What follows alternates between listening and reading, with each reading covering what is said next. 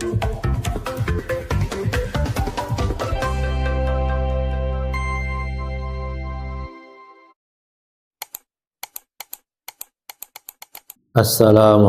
warahmatullahi wabarakatuh.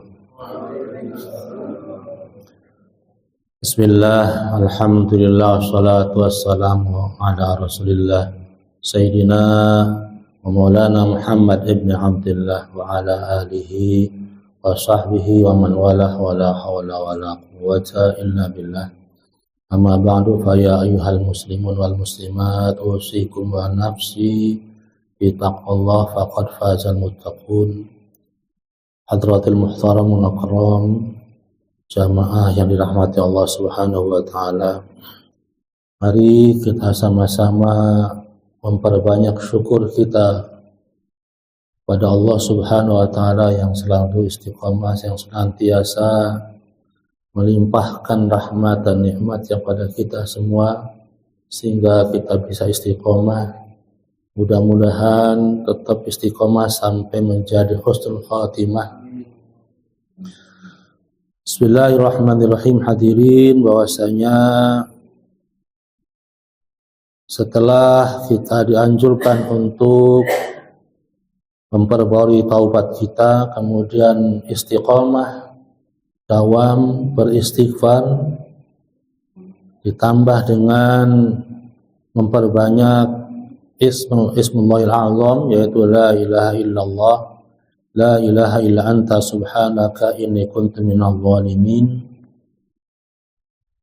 Kemudian selanjutnya adalah wa alaika bil iktsari minar raja'i wal khaufi fa innahuma min asyrafi thamaratil yaqin. Wa alaika, dan hendaknya, wa alaika, dan di atas kamu, hendaknya kalian atau kita semua bil iktsari minar raja wal khauf, memperbanyak roja dan khauf. Memperbanyak roja yaitu harapan dan cemas kepada Allah Subhanahu wa taala. Memperbanyak berharap hanya kepada Allah, dan juga memperbanyak rasa cemas pada Allah. Berharap apa? Berharap rahmat Allah Subhanahu wa taala yang maha luas, rahmatnya tidak terbatas.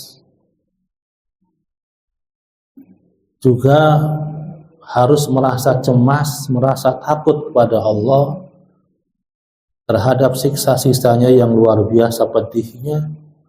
Cemas kalau amal ibadah kita tidak Allah terima. Menumbuhkan rasa harap yang besar kepada Allah, sekaligus juga menumbuhkan rasa cemas, rasa takut kepada Allah yang besar. Kita berharap mudah-mudahan amal ibadah kita bisa menjadi sebab kita mendapatkan rahmat Allah Subhanahu wa ta'ala. Dan juga kita harus memupuk rasa cemas kita kepada Allah terhadap siksaannya, terhadap azabnya. Cemas kalau amal ibadah kita tidak diterima. Makanya Masya Allah, cucu Rasulullah yang terkenal dengan gelar As-Sajjad, Ali Zainal Abidin, saking luar biasa banyaknya ibadah, banyaknya sholat, maka diberikan namanya gelar As-Sajjad, orang yang banyak sujudnya. Ketika dihina sama seseorang, tidak balik membalas. Sampai satu saat beliau kedatangan tamu tersebut kabur dari kejaran masyarakat masuk ke rumah beliau dan disambut dengan hangat luar biasa. disuruh nginep biar aman, kemudian dijamu sampai besok paginya, sampai tamunya nih bingung, ini orang luar biasa baiknya, apa dia nggak kenal saya, apa dia nggak tahu saya ini orang yang telah memenggal kepala Husain bin Ali. Akhirnya ketika mau pamit, apa Anda nggak kenal saya? Saya adalah yang memenggal kepala bapak Anda, Sayyidina Husain bin Ali. Kenapa Anda nggak begitu baik, nggak marah, nggak apa? Beliau cuma menjawab, saya ini hamba Allah, dan semua apa yang terjadi di alam semesta, baik yang besar maupun yang kecil, bahkan terhadap diri saya, semuanya sudah Allah takdirkan. Dan itu semua sudah takdir Allah. Saya nggak berhak marah. Kalau kita luar biasa, ada orang yang menyakiti, menzalimi kita, lagi kesusahan datang ke kita, ya habis sudah. Beliau enggak. Itu menjadi contoh buat kita. Bahkan uaknya sendiri, Sayyidina Hasan bin Ali, ketika duduk di pojok sudah tidak jadi khalifah, itu sholat Jumat ketika itu. Bagi sholat Jumat, khotibnya ceramahnya luar biasa, menghina, mencaci maki Ahlul Bait Rasulullah.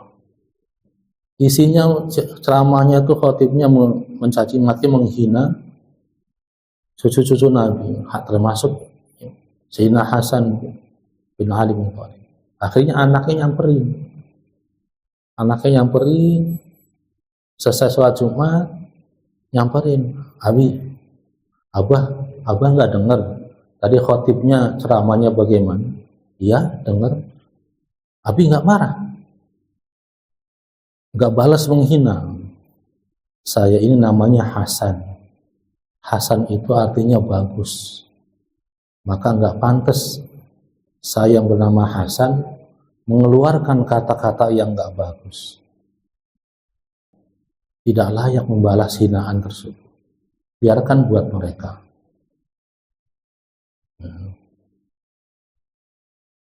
Suatu saat Sayyidina Ali Zainal Abidin juga ketemu orang di jalan, dimaki-maki juga, dan nggak balas jawab, nggak balas menghina, malah tersenyum. Cuman balasannya cuma satu, saya takut amal ibadah saya nggak diterima sama Allah Subhanahu Wa Taala. Maka di sini ada kita memperbanyak ar-raja wal khauf, berharap dan cemas pada Allah Subhanahu Wa Taala. Fa innahuma, karena sungguhnya dua keadaan tadi, yaitu kedua sifat tadi, harap dan cemas, min asyrafi thamaratil yaqin, adalah salah satu buah daripada buah yang mulia daripada sifat yakin. Waqad wasafallahu bihima ibadahu sabiqin, dan sungguh telah Allah mensifati dengan dua sifat tadi hamba-hambanya yang terdahulu. Faqala wa huwa asdaqul qailin, kemudian Allah berfirman, dan Allah itu termasuk asdaqul qailin, sebenar-benar ucapan. Ulaika alladzina yad'una yabtaghuna ila rabbihimul wasilata ayyuhum aqrabu wa yarjuna rahmatahu wa yakhafuna 'adzabahu. Inna 'adzaba rabbika kana mahdzura. Mereka lah orang-orang yang selalu berseru, berharap kepada Tuhannya, mencari wasilah mana yang dapat mendekatkan kepada Allah, wa yarjuna rahmatahu, dan berharap rahmat Allah Subhanahu wa taala, wa yakhafuna 'adzabahu, dan takut terhadap siksa Allah. Inna 'adzaba rabbika kana mahdzura. Sesungguhnya siksa Tuhanmu kana mahdhura, sungguh pasti terjadi.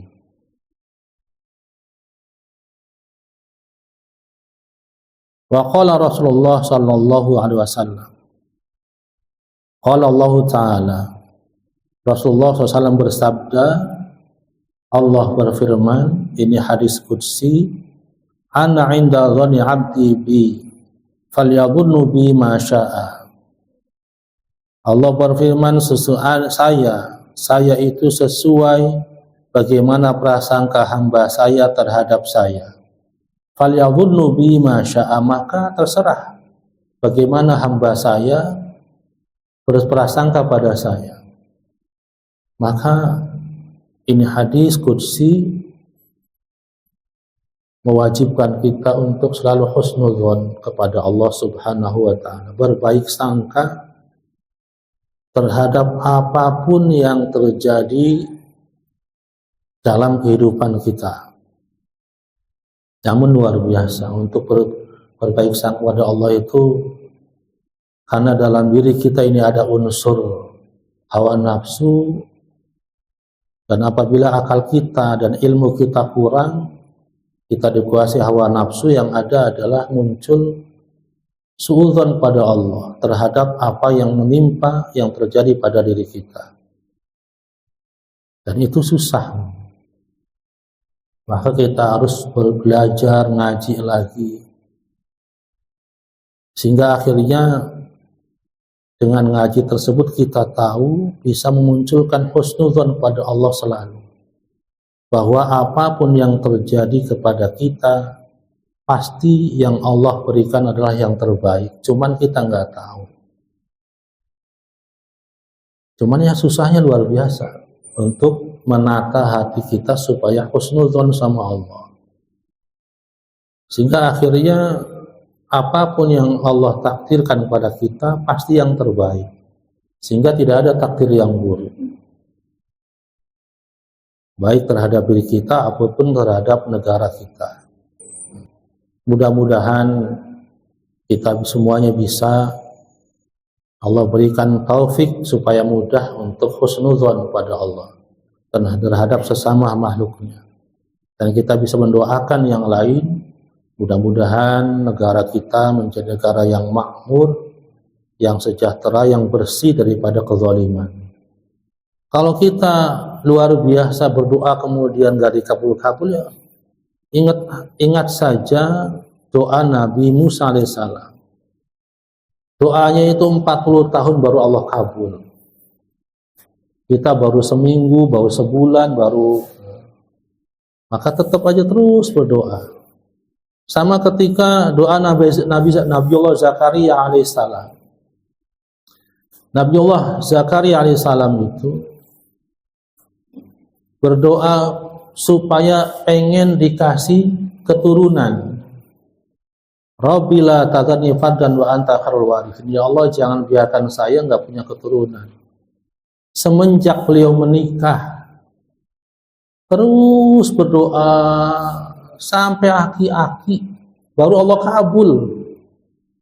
Sehingga ketika malaikat turun ngasih kabar bahwasanya kamu akan punya anak, dalam surat Toha itu, dalam surat Maryam juga dijelaskan.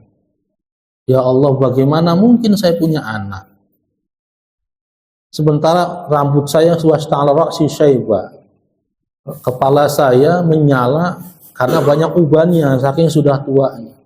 Memrati akhir, dan perempuan juga, istri saya juga sudah tua. Bagaimana mungkin Allah akan ngasih saya anak? Sehingga malaikat pun menjelaskan. Itulah kalau Allah sudah pengen.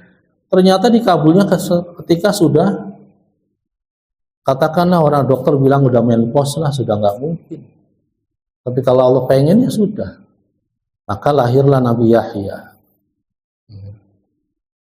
Maka luar biasa godaan kita ini ketika berdoa kepada Allah nggak dikabul-kabul.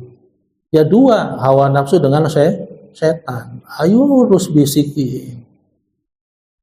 Lihat kondisi, kita baca di medsos negara lain pada luar biasa makmurnya. Segala macam ada.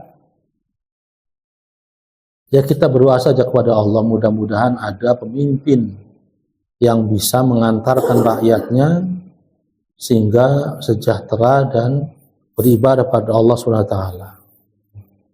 Karena kebanyakan kita mungkin rakyatnya ibadah pada Allahnya ya baru hanya sebatas KTP Islamnya. Ya, sebentar lagi bulan puasa. Mari kita perhatikan diri kita sendiri, lingkungan kita. Ya, pada banyak yang puasa apa enggak? Ya. Maka katakanlah ya luar biasa, wajarlah. Bahkan ada kiai, ustadz yang menjelaskan kenapa Allah enggak mengabulkan atau belum mengabulkan doa kita. Bisa jadi karena kitanya masih kotor. Beliau analogikan ada anak kecil lagi mainan tanah, mainan pasir, otomatis tangannya kotor, datang bapaknya bawa roti. Mintalah si anak kecil tadi, Pak, kasih, minta rotinya, Pak. Bapaknya nggak ngasih. Bukan bapaknya nggak sayang sama anaknya, karena tangan anaknya kotor. Sok gerak, cuci tangan dulu. Cuci tangan yang bersih, pakai sabun, baru bapak kasih. Ada yang menganalogikan begitu. Mungkin doa kita nggak Allah ijabah karena kita masih banyak dosa. Banyak kepentingan hal-hal yang kita tidak tahu itu maslahat buat kita atau enggak. Maka Allah zat yang maha tahu mana yang terbaik buat kita. Maka tetap kita sebagai hamba harus husnuzon. Barangkali nanti dikabulkannya nanti. Barangkali kitanya belum siap. Kitanya belum siap. Belum siap menerima anugerah Allah yang dari pengabulan doa tadi. Suatu saat ketika terjadi kemarau panjang, Rasulullah didatangi semua umatnya, mengeluh, ya Rasulullah ini panas sekali. Sampai-sampai rumput aja kering, nggak mau tumbuh, air nggak ada. Binatang pada mati, bagaimana ya Rasulullah? Kita butuh air. Akhirnya Rasulullah ngajak sholat istisqa. Sholat istisqa kan isinya ada ceramah dulu, ada khotib dulu. Protes umat itu, ya Rasulullah, kita butuh air, bukan butuh ceramah. Rasulullah berdoa, ya Allah turunkan hujan. Turun hujan berbat, seminggu Pak nggak berhenti. Mintanya cuman, ya Allah turunkan hujan, ya turun terus. Nggak berhenti. Akhirnya umatnya datang lagi, ya Rasulullah bagaimana ini? Kata Rasulullah, katanya minta turun hujan. Sekarang hujan terus banjir. Hampir semua tanaman mati. Ya iya. Pada kelap semua sama air. Malaikatnya bingung mau menghentikan hujan karena Rasulullah tidak minta dihentikan hujannya. Kita siap belum menerima pengabulan doa dari Allah Subhanahu wa ta'ala. Tetap husnuzon terus. Dan yang sungguh-sungguh doanya pada Allah. Karena firman Allah begitu, saya terserah bagaimana hamba saya.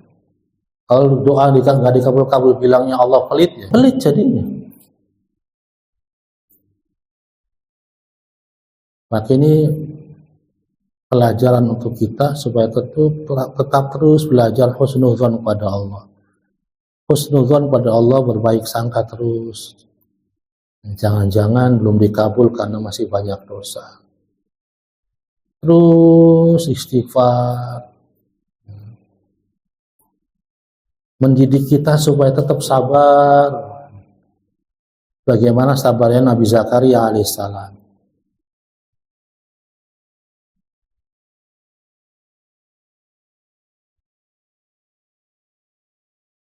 Wa qala subhanahu wa ta'ala, dalam hadis qudsi yang lain Allah berfirman, wa izzati, demi kemuliaanku kata Allah, la ajma'u ala abdi amnaini wala khaufaini, tidak terkumpul, tidak saya kumpulkan terhadap hamba saya dua rasa aman dan juga dua rasa takut. In huwa amanani fid dunya akhaftuhu yawma ab'atsu ibadi. Kalau dia, hamba saya itu merasa aman dari saya ketika hidup di dunia, tidak ada takutnya, merasa aman dari Allah, tidak ada takutnya, maka akhaftuhu yawma ab'atsu ibadi, maka saya akan berikan ketakutan yang luar biasa kepadanya pada hari saya bangkitkan hamba-hamba saya dari kuburan. Wa in huwa khafani fid dunya amantuhu yawma ajma'u ibadi, dan jika dia merasa takut kepada saya ketika hidup di dunia, maka saya akan amankan dia pada hari saya kumpulkan semua hamba-hamba saya. Hadis kursi ini maksudnya adalah Allah tidak mengumpulkan rasa aman dan rasa takut terhadap seorang hamba, kecuali hamba itu ketika dia merasa aman dari Allah ketika hidup di dunia, melakukan apa saja yang Allah larang, tidak takut dengan Allah, santai saja. Maksudnya adalah orang kalau tidak takut kepada Allah, merasa aman saja, santai saja ketika dia berbuat maksiat, berbuat dosa, korupsi, gampang nanti tobat. Padahal itu bisikan setan. Demi Allah itu bisikan setan. Ketika orang sudah merasa aman dari Allah, tidak takut azab Allah, korupsi sekenyang-kenyangnya, sampai anak cucunya dikasih jatah korupsi, dirubah undang-undangnya supaya luar biasa, aman santai. Sekarang santai, sekarang dia nyaman, tidak takut terhadap siksa Allah nanti di akhirat luar biasa. Maka saya akan takutkan dia pada hari kiamat. Salah satu daripada rahmat Allah terhadap Nabi Muhammad dan umatnya adalah Allah tangguhkan azabnya nanti. Kenapa ada Allah tangguhkan dosa-dosa orang itu nanti? Ada hikmah, yaitu Allah tunggu taubatnya kapan. Lain dengan ketika umat Nabi Nuh, umat-umat sebelum Nabi Muhammad SAW. Nabi Nuh umatnya nggak mau taat, Allah langsung tenggelamkan. Dapat azab di dunia, juga dapat azab di akhirat kelak. Dan umat-umat nabi-nabi yang terdahulu juga sama. Umat Nabi Lut, umat Nabi Syuaib, umat Nabi Saleh, Allah langsung azab. Tetapi umat Rasulullah SAW ketika dia berbuat maksiat, tidak langsung Allah azab, tapi tunggu dulu. Itu merupakan salah satu keistimewaan umat Rasulullah SAW. Apa hikmahnya? Ditunggu kapan taubatnya. Kalau dia korupsi, taubat dari korupsi, balikan semua uang-uang hasil korupsinya, semua harta benda hasil korupsinya, dibalikan ke negara. Itu taubatnya, bukan hanya sekali sholat sunat taubat kemudian sodako, bukan. Kalau dia korupsi, balikin semua. Itu taubatnya. Kalau nggak dibalikin, nanti di akhirat taubatnya tidak diterima. Kalau kita berbuat zalim kepada orang, kita taubat pada Allah, kita minta maaf sama orang yang kita zalimi. Warroja ma'rifatul qalbi si'atu rahmatillahi wujudihi wa azimi fadlihi wa ihsanihi wa jamili wa'dihi liman amila bi ta'atihi. Warroja, dan sifat roja ini mengharap kepada Allah adalah ma'rifatul qalbi. Hati mengetahui, meyakini si'atu rahmatillah, luasnya rahmat Allah, wujudihi, keadaan Allah, wa azimi fadlihi, dan besarnya karunia Allah, wa ihsanihi dan besarnya kebaikan Allah, wa jamili wa'dihi dan indahnya janji Allah. Bagi siapa liman amila bi ta'atihi, bagi orang yang berbuat ketaatan pada Allah. Ini namanya roja, berharap pada Allah adalah hati mengetahui apa? Luasnya rahmat Allah Subhanahu wa taala dan adanya rahmat Allah Subhanahu wa taala, wa azimi fadlihi wa ihsanihi, dan agungnya, besarnya keutamaan, besarnya karunia dan kebaikan Allah Subhanahu wa taala. Wa jamili wa'dihi, dan indahnya janji Allah Subhanahu wa taala bagi siapa? Bagi orang yang melaksanakan ketaatan kepadanya. Fayatawalladu min hadhil ma'rifah halatun farhun tusammar roja. Maka dengan pengetahuan tadi melahirkan keadaan bahagia yang disebut yaitu ar-roja. Roja adalah harapan yang penuh dengan optimistis pada Allah, sehingga dengan muncul optimis tadi kita jadi senang, jadi bahagia, senang dengan berbuat taat. Wah, saya yakin Allah akan memberikan rahmat kepada kita. Kalau tidak rahmat Allah turunkan pada kita, kita nggak tahu bisa enggak berbuat baik. Jadi dengan roja tadi memunculkan rasa bahagia, rasa senang sekali. Alhamdulillah bisa ibadah, alhamdulillah bisa ngaji, alhamdulillah bisa sholat, alhamdulillah. Berharap mudah-mudahan dengan sholat tadi, amal taat tadi, rahmatnya Allah melimpah kepada kita semua. Wa thamratuhu, dan buahnya adalah al-maqsudah minhu kathratul musari'ah fil khairat wa syiddatul mahafazah ala ta'at. Dan buah daripada sifat roja tadi adalah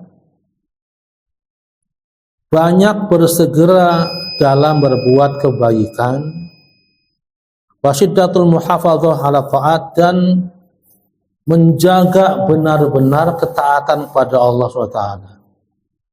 Fa inna ta'ah hiya sabilul mausulah ila ridwanillahi wa jannatihi. Karena ketaatan adalah, itulah merupakan jalan yang menyampaikan kita kepada ridha Allah dan kepada surganya Allah Subhanahu wa ta'ala. Jadi sifat roja adalah memunculkan rasa bahagia kepada kita, mengetahui bahwasanya rahmat Allah itu luas sekali. Jangan sampai salah penempatan. Kalau salah penempatan, hasilnya adalah kita tertipu dengan bisikan setan. Maksudnya bagaimana? Kita berbuat maksiat karena kita tahu Allah Maha Pengampun. Terus saja, nanti juga Allah ampuni. Nanti juga Allah ampuni. Tidak begitu. Itu namanya salah menempatkan. Karena itu bisikan setan. Pas gampang, Gusti Allah Maha Pengampun. Terus tenang baik. Jangan dipikir itu bisikan dari malaikat. Kita tertipu, itu bisikan setan. Agar kita tetap bergelimang dalam maksiat. Maka jangan salah menempatkan antara roja dengan khauf. Kita tahu Allah Maha Pengampun, tapi bukan untuk itu. Wa amal khaufu fa asluhu ma'rifatul qalbi bi jalalillahi ta'ala wa qahrihi wa ghinahu an jami'il khalqihi wa syadidi iqabihi wa alimi azabihi. Wal khaufu amal khaufu, adapun rasa takut, fa asluhu, maka aslinya adalah ma'rifatul qalbi, hati mengetahui apa? Bijalalillahi ta'ala, mengetahui maha agungnya Allah SWT maha kuasanya Allah Ta'ala, wa qahrihi, dan maha perkasanya Allah, wa ghinahu an jamil khalqihi, dan mengetahui bahwasanya Allah tidak butuh terhadap semua makhluknya, dan hati mengetahui wa syadidi iqabihi, sangat pedihnya siksa Allah SWT, wa alimi azabihi, dan sangat sakitnya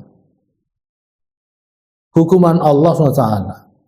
Alladzina tu'adu bihi ma min man asahu wa khalafa amrihi, yang itu semua Allah janjikan bagi orang yang bermaksiat kepadanya, wa khalafa amrihi, dan yang menentang perintah Allah.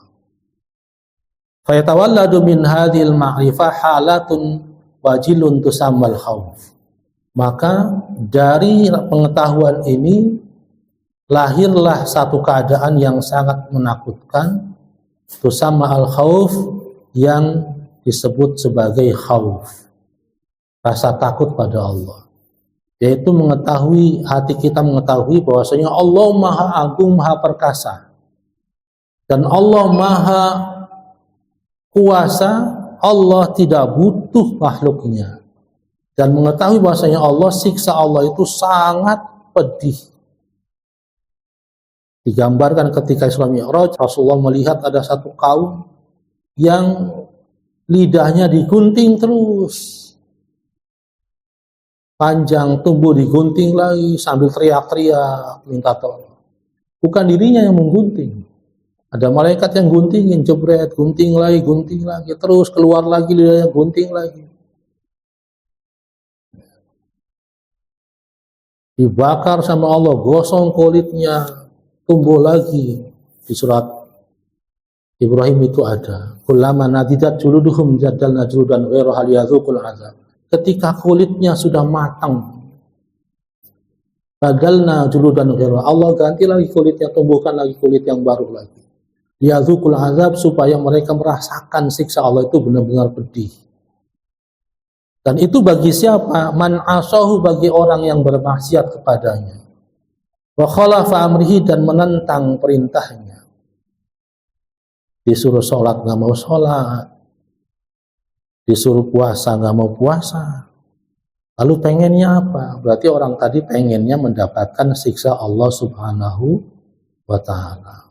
Maka dengan perasaan takut tadi, lahirlah, dengan pengetahuan tadi, lahirlah rasa takut yang menggetarkan sekali. Wa thamratuhu al-maqsud minhu tarkul ma'asi wa syiddatul ihtiras minha. Dan buah daripada rasa takut tadi adalah, yang dimaksud tarkul ma'asi, orang itu mampu meninggalkan maksiat. Wa syiddatul ihtiras minha, dan sangat menjaga supaya tidak berbuat maksiat. Fa inal ma'siyata hiya at-tariqul mawsulah ila sukhtillahi wa dari uqubatihi. Karena sungguhnya maksiat itulah jalan yang mengantarkan kita kepada murka Allah dan kepada daru uqubatihi, nerakanya Allah SWT. Wa kullu raja'in la yahmalu ala fi'lil muwafiqati wa kullu khawfin la yahmalu ala tarkil mukhalafati ma'dudani inda arbabil basairi minat tirhat wa syahwat allati la hasila laha wa la ta'ilun tahtaha li'anna man raja syai'an talabahu wa man khafa syai'an haraba minhu la mahallatahu. Dan setiap harapan la yahmulu ala fi'lil muwafiqat, setiap harapan yang muncul pada diri kita tidak membawa kita untuk berbuat sesuai dengan perintah Allah. Wa kullu khaufin la yahmalu ala tarkil mukhalafat, dan semua rasa takut yang tidak mengantarkan kita kepada untuk meninggalkan maksiat, ma'dudani, itu hal yang sangat percuma dan sia-sia. Menurut inda arbabil basairi, menurut orang-orang yang ma'rifat. Maka dua hal tadi la hasilalaha wa la fa'ilan tahtaha. Itu semua percuma, tidak ada hasilnya. Li'anna man roja syai'an talabahu wa man khafa syai'an haraba minhu la mahalatun. Karena sungguhnya orang yang mengharapkan sesuatu, maka dia akan mencarinya. Dan orang yang takut terhadap sesuatu, haraba minhu, dia akan lari dari yang dia takuti. La mahalatun, tidak ada kecuali, titik. Jadi buah daripada roja itu munculnya rasa senang ibadah pada Allah, membawa kita untuk beribadah, untuk taat pada Allah. Apa saja keadaannya untuk taat pada Allah, itu roja. Adapun khauf, buahnya adalah kita takut bermaksiat pada Allah. Jangan sampai tertukar. Kita tahu Allah Maha Pengampun, kita letakkan dalam maksiat, mengharap ampunan Allah. Tetap aja bermaksiat. Allah Maha Pengampun ini tenang saja. Allah Maha Pemaaf ini tenang saja. Tapi tetap terus, itu bisikan setan supaya kita tetap berbuat maksiat. Kita nggak tahu padahal kita matinya kapan. Sebelum taubat sudah datang mati bagaimana? Nauzubillah min dzalik. Wallahu a'lam bishawab. Mari kita sama akhiri dengan doa kifal majlis. Subhanakallahumma bihamdika asyhadu an la ilaha illa anta astaghfiruka wa atubu ilaik. Mohon maaf yang sebelumnya. Assalamualaikum warahmatullahi wabarakatuh.